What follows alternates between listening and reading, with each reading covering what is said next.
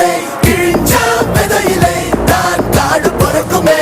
புதிய எதிரியை வா என்னை எதிர்க்கவே, பழைய எதிரிகள் என் ரசிகர் படை.